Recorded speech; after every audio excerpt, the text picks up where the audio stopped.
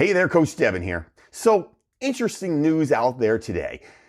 The Liberal government, along with the NDP, have decided that they would like to push through some rules saying that every employee in Canada should have 10 sick days. Now, the thinking goes like this. If you're sick with COVID, is it really fair for you to lose money and get behind in your bills and your rent and be stressed? Okay, you know what? I can kind of get that. And this has been a pet project of the NDP for a long time. They really feel like everybody should have 10 sick days, and I get it. That's their platform. Justin Trudeau has decided to jump on board with that because he had to get that done to get something else done. This is the problem sometimes with minority governments. Two groups can get together and shoehorn something through that the rest of the population thinks is stupid. All right, I'm going to break this down really simple for you here, Justin, just so you get what the hell's going on. You want 10 guaranteed sick days so no one is hurt financially if they get COVID. I got that. I'm on board with that in some ways. I think, okay, that makes some sense. I understand. Here's the problem. No businesses have any money. Have you not been watching the news or at least reading some briefings for yourself? Businesses have no money. They can't even pay their rent. I am a perfect example. I've owned a business for 10 years. I have owned a gym for 10 years. I worked for myself since 2007. You know what? I can't pay my rent. Why? Because I'm closed. I can't make any money. So I'm kind of out of luck. Now explain to me how a business which is closed is making no money. As soon as they reopen, we're going to have 10 sick days paid by the business so that people won't be financially hurt by COVID. Okay, I understand you don't want people financially hurt from COVID. I get that, but I'm a little confused because you know what? I've been financially hurt from COVID. You know what I did? I got $2,000 a month and it's taxable and I have to live on that.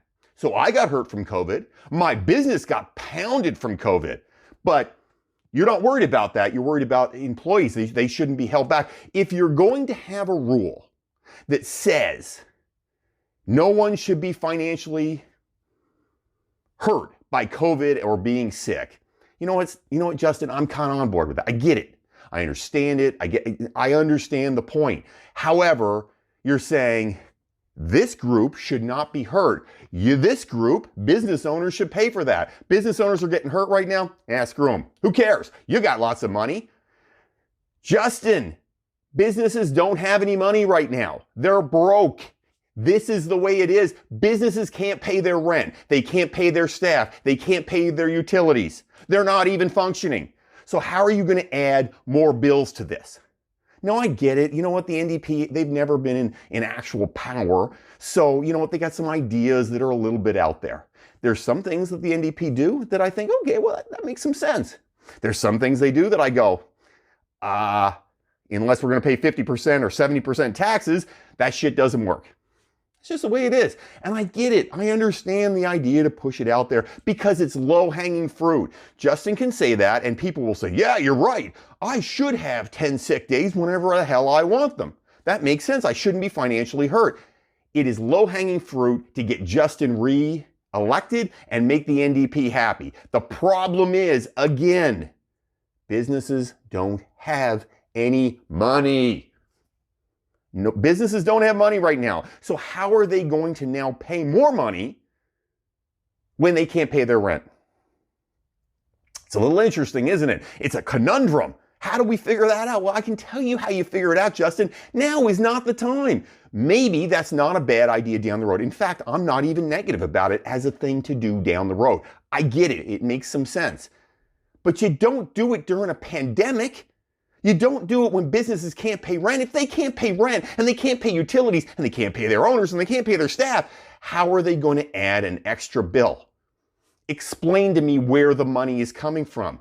Justin, you created a program, by the way, that landlords are not signing on to, but you created a program that specifically said businesses can't pay their rent, so the provincial government is going to kick in, federal and provincial will kick in 50% of their rent. The tenant kicks in 25%, and the landlord takes a 25% loss to save businesses in Canada.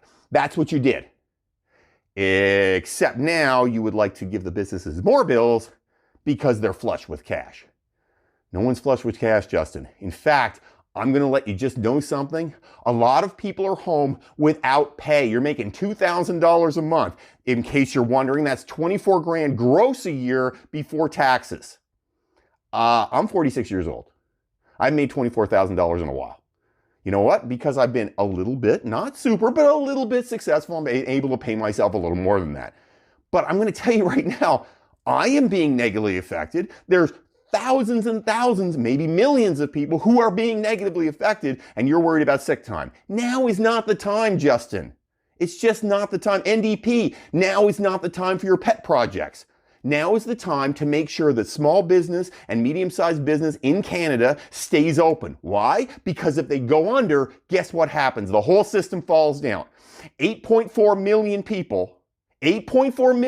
people in Canada work for small businesses. Now, you're like, well, that's not that many. There's 37 million people in Canada, right? There's only 15.3 or 4 million people in the workforce. So more than half the workforce works for small business. You're going to hamstring the small business and give them more bills when they can't pay their rent and then expect them to what? Stay open? That doesn't work. It just doesn't. It's stupid. It's asinine. It is pandering to hope that you can get some votes down the road while you're hamstringing your country in totality. If you roll this sucker through, we will have some problems.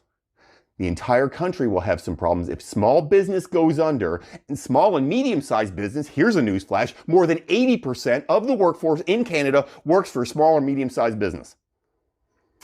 That's a lot. If half of them go under because the government can't get things done right, the landlords won't sign on to the CECRA program, and you roll out things like this to hand businesses more bills going, yeah, you got lots of cash, guess what will happen? You'll have an unemployment rate of 30 or 40%. That's more than the Great Depression, in case you need a history note. So guess what? Put your pet projects away. Figure out a way to make the economy actually work. Figure out a way to support small business. Give them breaks to make sure that they can continue making money and they can continue to employ people, and roll this stuff out down the road when it's appropriate, when it's time. Put your pet projects away, NDP. Grow up and realize this is real. Pandemics are real. You guys are going to have a real problem if you're like, well, I'm going to make some political hay while the pandemic is going on. You know what? You're going to hamstring the country. And if you hamstring the country, 30% or more unemployment, that doesn't look pretty. That looks really ugly. And all the landlords that you're worried about and you're trying to guarantee money to, they'll be out of business too. Everybody will be out of business. So while you're trying to protect someone, I get the whole point of protecting them, but guess what? There's a lot of us who aren't being protected. A lot of us who have taken a huge beating on this.